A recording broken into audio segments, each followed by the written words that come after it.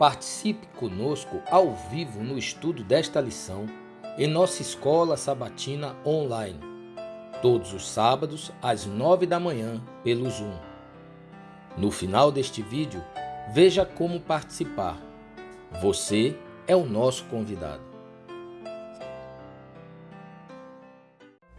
Olá, sejam bem-vindos, caros irmãos e amigos da Palavra de Deus. Estamos aqui para mais um estudo da Palavra de Deus acompanhada do Espírito de Profecia. A lição de hoje é a lição de número 14, o título Cuidando dos Negócios do Rei dos Reis. O verso áureo diz: não diga isto como por necessidade, porque já aprendi a contentar-me com o que tenho.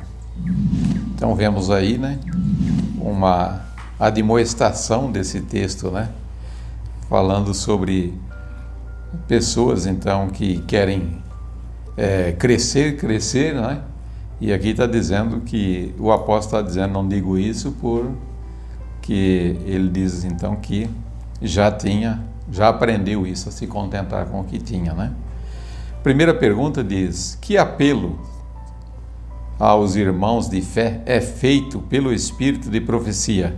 Eclesiastes 10, verso 1. Declara o seguinte: assim como as moscas mortas fazem exalar mau cheiro e inutilizar o unguento do perfumador, assim é para o famoso em sabedoria e em honra um pouco de estultícia. O texto de Ellen White, que vamos ler na sequência, está na Meditação Jesus Meu Modelo, página 179. Declara assim: apelo aos meus irmãos na fé e com eles insisto para que cultivem a ternura de coração. Seja qual for a sua vocação ou posição, se acariciarem o egoísmo e a cobiça, sobre vocês recairá o desagrado do Senhor. Não façais da obra e da causa de Deus uma desculpa para tratar de maneira opressiva e egoísta com qualquer pessoa, mesmo que estejam fazendo um negócio que se relacione com sua obra.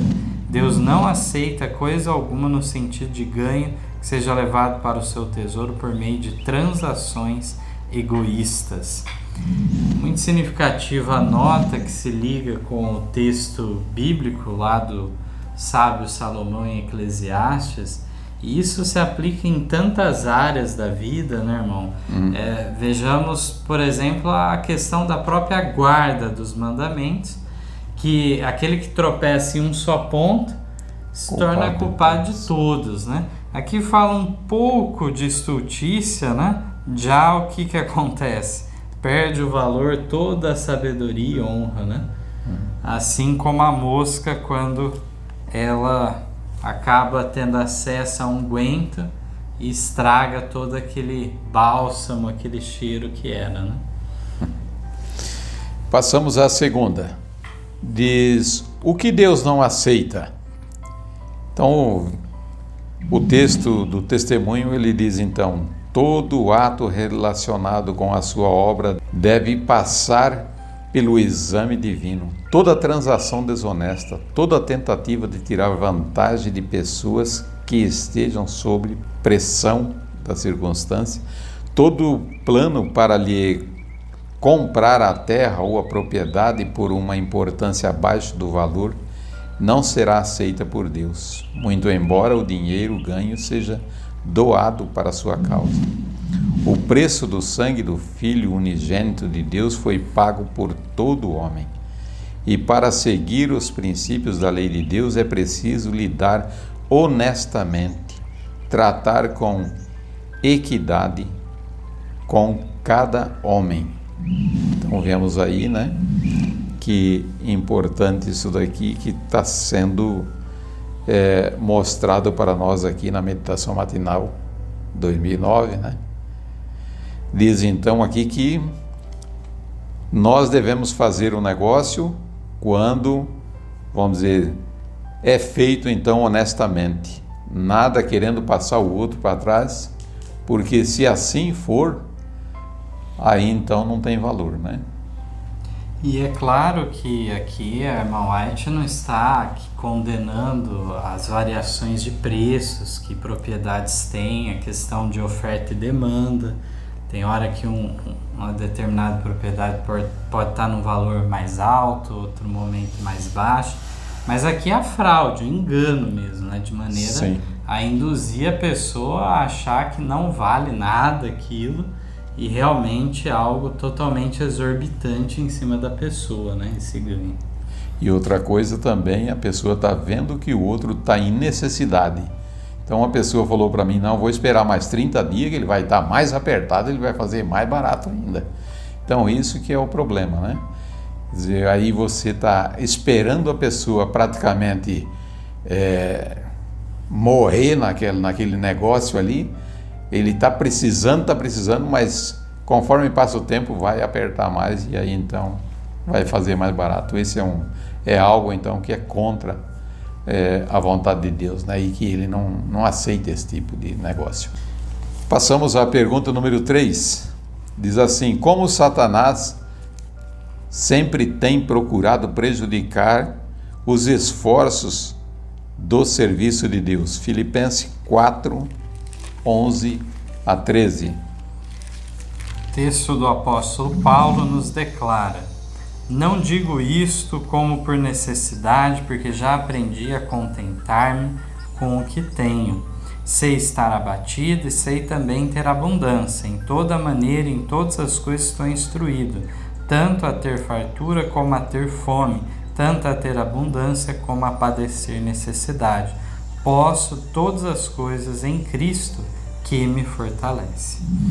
O texto do Atos Apóstolos 348 nos fala o seguinte: em cada século Satanás tem procurado prejudicar os esforços dos servos de Deus pela intromissão na igreja do espírito de fanatismo. Assim foi nos dias de Paulo, assim foi também durante o tempo da Reforma. Séculos mais tarde, Wycliffe, Lutero e muitos outros que abençoaram o mundo por sua influência e fé encontraram as astúcias pelas quais o inimigo busca levar ao fanatismo extremado mentes desequilibradas e não santificadas. Então vemos aí, né, diz que esse é um trabalho, diz aqui, né, de Satanás em todos os séculos, né, fazer isso, levar a pessoa, diz aqui, a intromissão na igreja por espírito de fanatismo, né. Então vemos que em todo o tempo, e aqui vem citando, né, o tempo da Reforma, o período de Wycliffe, Lutero, e isso vem também trazendo até para nosso tempo.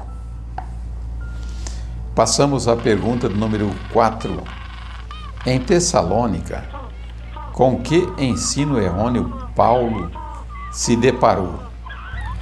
Aqui então a continuação nos diz o seguinte: em Tessalônica, Paulo havia encontrado os que se recusavam a trabalhar com suas próprias mãos. Foi a respeito dessa classe que ele escreveu mais tarde: alguns entre vós andam desordenadamente, não trabalhando, antes fazendo coisas vãs. A esses tais, porém, mandamos e exortamos por nosso Senhor Jesus Cristo, que trabalhando com sossego, comam o seu próprio pão. Enquanto trabalhava em Tessalônica, Paulo havia tido cuidado de dar a tais pessoas um bom exemplo. Porque quando ainda estávamos convosco, escreveu, vos mandamos isto, que se alguém não quiser trabalhar, não coma também. Aqui trechos de 2 Tessalonicenses 3, os versos 11, 12 e 10 foram declarados ao decorrer da leitura. Então aqui nós vemos que o fanatismo não é algo estranho de se surgir em meio a um verdadeiro reavivamento e reforma. Satanás justamente introduz elementos fanais para as pessoas ficarem confundidas. Assim era na época dos apóstolos, assim foi na época da Reforma Protestante, assim no início da obra adventista, e sempre será da mesma forma. E aqui nós encontramos qual que era a tese errada, então, desses fanais em Tessalônica, que Paulo teve que lidar com eles. justamente essa parte de que se recusava a trabalhar com suas próprias mãos.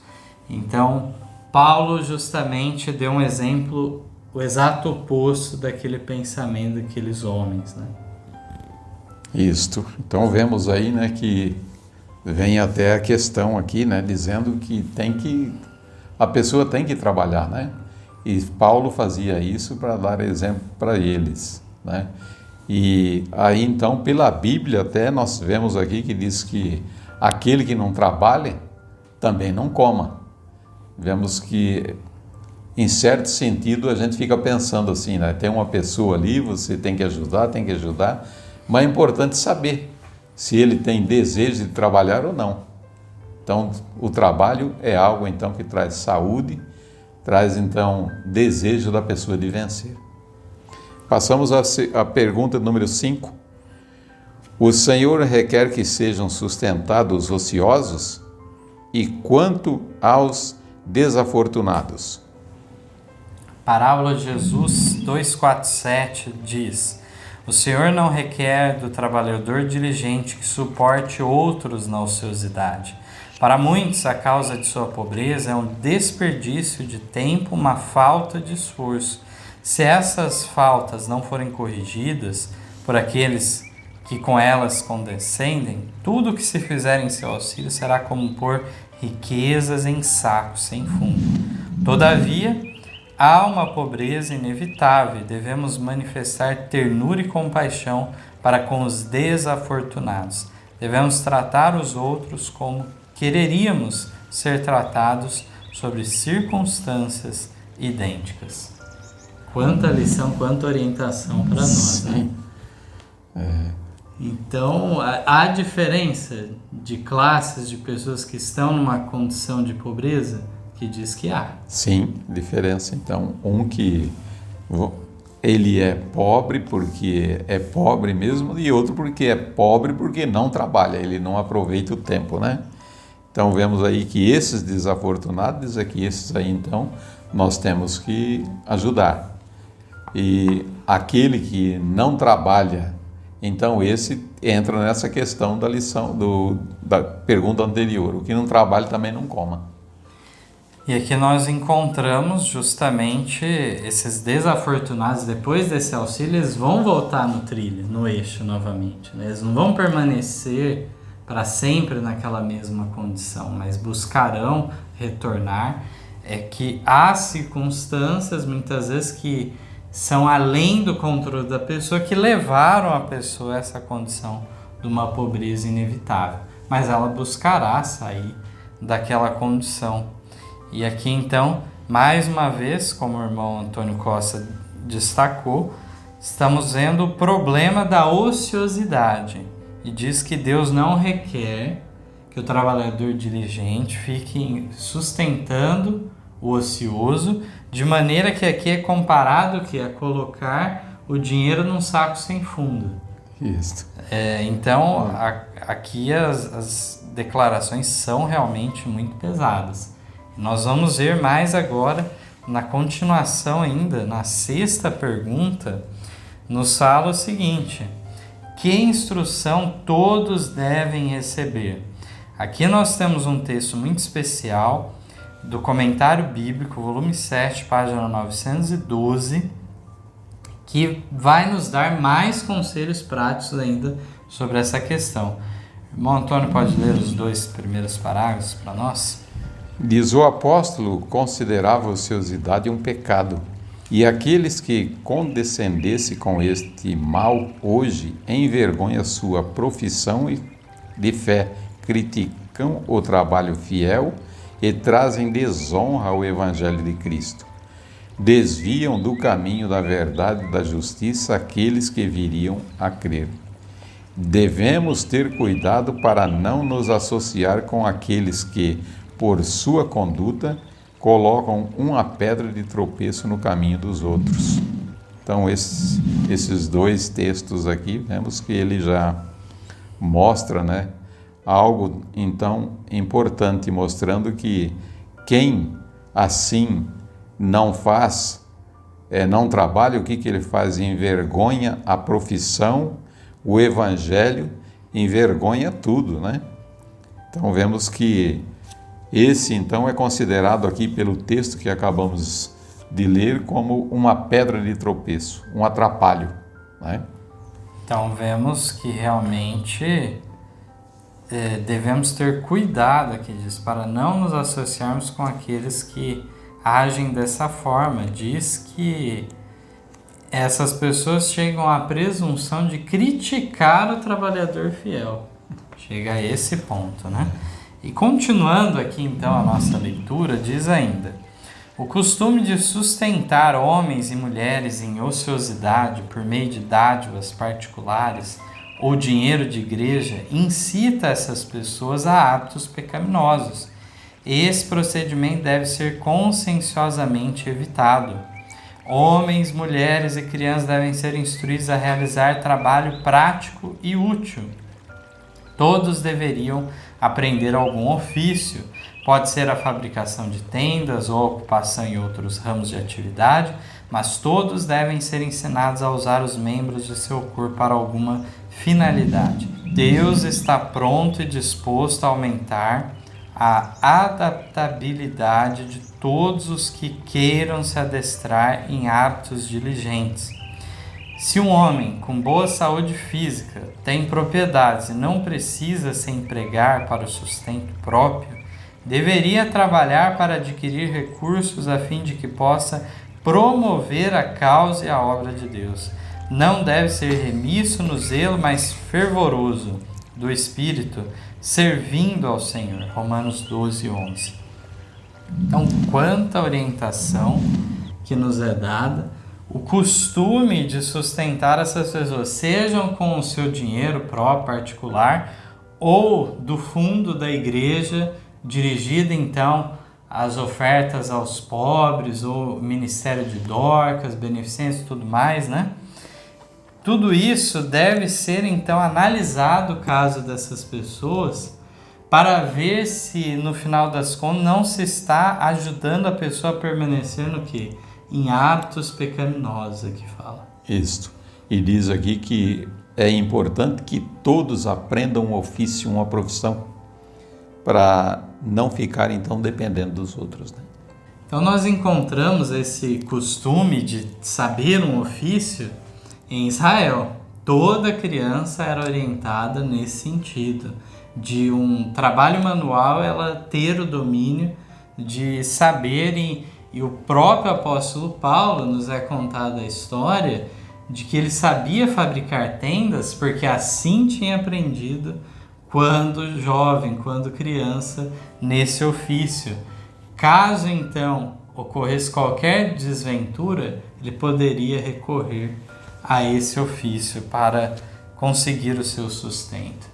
E ainda o último parágrafo declara sobre um ponto que alguém pode achar: não, eu já tenho uma renda boa, fixa aí, seja de certos aluguéis, seja o que for, eu não preciso trabalhar mais, já tenho uma renda fixa e tranquila que dá para me sustentar. Mas aqui, qual que é o conselho da mensageira do Senhor? Que esse homem não deveria ficar ocioso também. Mesmo essa pessoa que não precisa para o seu sustento, deveria pensar em trabalhar para auxiliar a causa de Deus com meios. Então, que profundo, né, o alcance. Realmente, nós sabemos os danos que a ociosidade pode causar, uma porta, né, para muitas tentações. E através do trabalho, então, você vai estar fechando essa porta. Importante, então, isso que o irmão Mateus falou, né, que em Israel já era um costume isso, né, ensinar os filhos, as crianças a crescer e ter um ofício, né. E aí nós lembramos do texto lá, diz: ensina o menino do caminho que deve andar e quando envelhecer não se esquecerá dele. Esse texto, ele abrange, vamos dizer, o conhecimento religioso, mas abrange também o conhecimento prático, né? Sempre, todo o tempo, você, com esse conhecimento prático, você vai conseguir se sobressair aonde quer que chegue. Passamos à pergunta número 7. Diz assim: mesmo em nossos dias, que heresia algumas pessoas desorientadas ensinam? Provérbios 6:6. Vai ter com a formiga, ó preguiçoso. Olha para os seus caminhos e sê sábio. Importante o texto, né? Mostrando então o que faz as formigas. Elas vão, trabalham, né? Se ela pega uma folhinha, ela vai num lugar, de repente vai pegar uma madeira que está no caminho, ela vai, cai a folha, ela volta, pega a folha e tenta levar de novo, cai de novo, ela vai até que ela consegue passar. Ela não desanima, né? Porque é trabalhadeira. Então está dizendo aqui, vai ter com a formiga, que ela não para, não desanima, né? Muito importante o texto. Atos dos Apóstolos 348 nos diz: criaturas desorientadas têm ensinado que a conquista da verdadeira santidade coloca a mente acima de todos os pensamentos terrestres e leva os homens a se absterem inteiramente do trabalho. Outros, interpretando com extremismo determinados textos das Escrituras, têm ensinado que é pecado trabalhar, que os cristãos não devem preocupar-se quanto aos seus interesses temporais e de sua família, mas dedicar sua vida inteiramente às coisas espirituais. Vemos então esse texto dizendo aqui, né, como fez a pergunta, né, o que ensina algumas pessoas. Então o texto está falando aqui, pessoas ensinam então que não deve trabalhar. Então vemos aí que o trabalho é o quê? É saúde para o corpo, né? O trabalho então ele revigora a pessoa, né? Traz fortificação aos nervos. Então vemos que isso, e outra que nós estamos falando aqui também, e também traz o sustento. Como então vamos ensinar que não é preciso trabalhar? E no caso, como fala aqui da pessoa que quer conquistar a verdadeira santidade, na ideia medieval, por exemplo, a pessoa que queria realmente uma santificação, ele muitas vezes buscava um monastério, se isolava da sociedade. Aqueles que ficavam na sociedade, então esses eram inferiores, né, espiritualmente. A reforma protestante, em partes, veio para tirar esse muro de separação também entre clero e leigos, de maneira que apenas uma parte das pessoas buscariam realmente a santidade, outros não, de maneira que Lutero e outros chegaram a falar da santidade do trabalho. Eles chegaram ao ponto de fazer uma teologia em cima disso, de maneira a dizer a importância que tem aquilo, o trabalho, de maneira a pessoa se dignificar, desenvolver o seu caráter através do trabalho. Então, como um meio para se atingir também a santificação. Não deveria ser algo contrário. Aqui fala de pessoas, então, extremistas, que falam que o cristão não pode ter preocupações temporais ou com a família, né? Então, essas pessoas não estão de acordo com assim diz o Senhor. Cristo, ele demonstrou bem diferente em sua prática e também nos seus ensinamentos em relação a tudo isso. Devemos estar atentos, então, a distorções do Evangelho. E, inclusive, ao vermos aqui essa questão da experiência da Reforma Protestante, ocorreu também, logo depois de 22 de outubro, alguns fanáticos que diziam que já tinha iniciado o quê? O milênio. Cristo não tinha aparecido nas nuvens do céu, houve toda aquela decepção, mas alguns falaram, não, mas começou o milênio e no milênio é o último da semana, como colocando então a semana da criação sendo algo não literal. Colocaram então de que forma? Não é o sábado, agora a gente não pode mais trabalhar nessa era. E que danos terríveis causaram esses fanáticos naquela época com tais ideias desequilibradas. Passamos à pergunta número 8. O que Paulo relata sobre o tempo que esteve em Tessalônica? Vamos ler Filipenses 4, 15 a 18. E bem sabeis também, ó Filipenses, que no princípio do Evangelho, quando parti da Macedônia, nenhuma igreja comunicou comigo com respeito a dar e a receber, senão vós somente. Porque também, uma e outra vez me mandastes o necessário para a Tessalônica. Não que procure dádivas, mas procure o fruto que cresça para a vossa conta. Mas bastante tenho recebido e tenho abundância. Cheio estou, depois que recebi de Epafrodito o que da vossa parte me foi enviado, com cheiro de suavidade e sacrifício agradável e aprazível a Deus.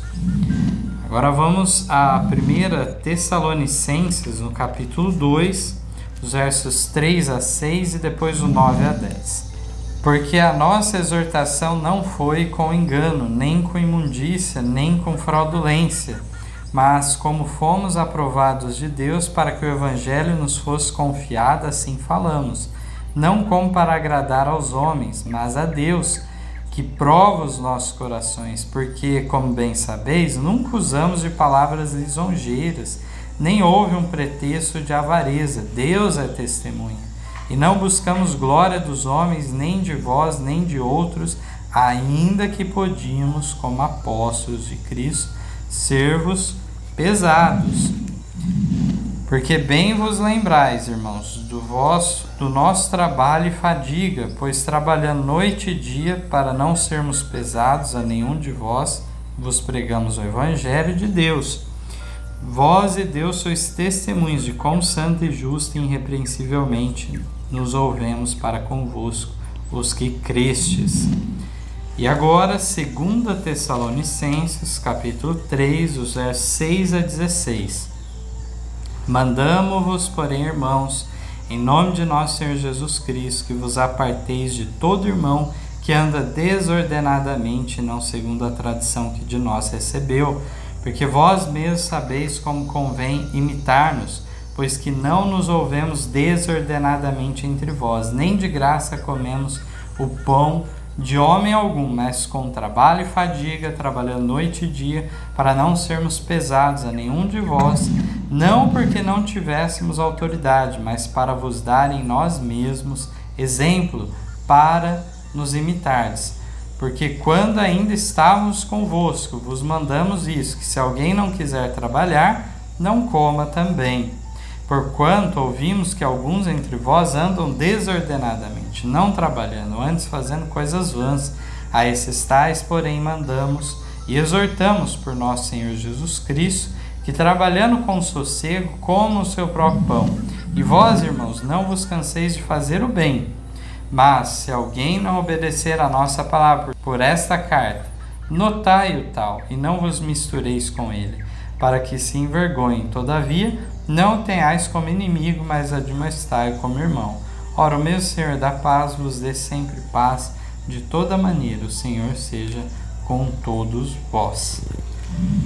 Antes de entrarmos nos textos da nota do Espírito de Profecia, vamos recapitular então o que vimos já nesses textos bíblicos, muito significativo, que esse tema, inclusive, vai estar em maiores detalhes sendo destacado na parte 2 desse estudo, semana que vem, de forma a mostrar também como foi a experiência de Paulo na cidade de Corinto. Então, muitas pessoas pegam essas experiências de Paulo, seja em Corinto ou seja em Tessalônica, e dizem que Paulo não recebia dos dízimos. Declaram, então, que ele não era assalariado e por isso que ele trabalhava fabricando tênis e tudo mais. Nós vamos ver que não é a realidade. A questão do trabalho de fabricar tendas que Paulo realizava, a nota vai destacar o porquê disso como sendo um acréscimo, até porque Paulo sustentava outras pessoas também, não só a si mesmo. Mas aqui nós vemos que nesse período de Tessalônica, assim como é em Corinto, que vamos estudar semana que vem, ele não recebeu dos dízimos daqueles irmãos daquela localidade. Mas ao mesmo tempo, na carta em Filipenses, nós já vimos o quê? Que vinha ajuda de outro lugar. Outro lugar lá trazia, então até tinha que ser enviado uma pessoa realmente. Imagina as dificuldades daquela época, né? Não é a facilidade de hoje, transações bancárias, saque num caixa eletrônico, mas nós vemos aqui que havia a necessidade de vir uma pessoa e trazer meios vindos então da igreja de Filipos para ajudar. Aqui Paulo agradece eles por essa ajuda. Também uma e outra vez me mandaste o necessário a Tessalônica, aqui fala. Nós encontramos aqui toda a leitura de Paulo dizendo que ele não devia nada a eles, não comeu pão de outro, de graça, nada daquilo, né? E nós vamos ver na semana que vem também os textos lá de Coríntios que ele age de maneira semelhante. Lá em 1 Coríntios 9, 2 Coríntios 11, também em 1 Timóteo 5, é explicar toda essa questão de maneira a não ficar dúvida. Paulo era sim assalariado pela igreja, mas em determinados locais que ele estava começando um trabalho, devido às situações daquela localidade, ele não podia depender dessas pessoas e nem buscava então receber donativos deles. Isso. Nós encontramos a questão, inclusive lá em Corinto, de serem negociantes perspicazes e duvidavam das pessoas, achando que a pessoa teria algum interesse de lucro. E já em Tessalônica havia o problema de alguns que não queriam trabalhar, como estamos estudando, né? E dessa maneira Paulo deu exemplo. Ele mesmo, que era um apóstolo, e ele declara várias vezes no texto que ele, como apóstolo, tinha o direito, tinha autoridade sobre certas coisas, mas ele não despojou deles nenhum dinheiro, de maneira a dar uma lição para aquelas pessoas também. Vamos então ao texto de Atos dos Apóstolos 348, que diz assim: os ensinos e exemplos do apóstolo Paulo são uma reprovação a tais extremismos. Paulo não dependeu inteiramente do trabalho de suas mãos para manter-se enquanto esteve em Tessalônica. Referindo-se mais tarde à sua experiência nessa cidade, ele escreveu aos crentes filipenses em reconhecimento aos donativos que deles haviam recebido enquanto esteve ali, dizendo: porque também uma e outra vez me mandaste o necessário a Tessalônica. Filipenses 4,16. Não obstante o fato de haver recebido esse auxílio, foi cuidadoso em dar aos Tessalonicenses um exemplo de diligência, para que ninguém pudesse, com razão, acusá-lo de cobiça, e também para que os que mantinham pontos de vistas fanáticos referentes ao trabalho manual recebessem uma reprovação prática. Quando não empenhados ativamente em pregar, o apóstolo Paulo estava em seu ofício como fabricante de tendas. Ele foi obrigado a fazer isso pelo fato de ter aceito uma verdade impopular. Antes de se tornar discípulo de Cristo, Paulo ocupava uma alta posição e não dependia de trabalho manual para se manter. Mais tarde, porém, quando havia usado todas as suas posses na promoção da causa de Deus, ele recorreu algumas vezes ao ofício para ganhar a manutenção.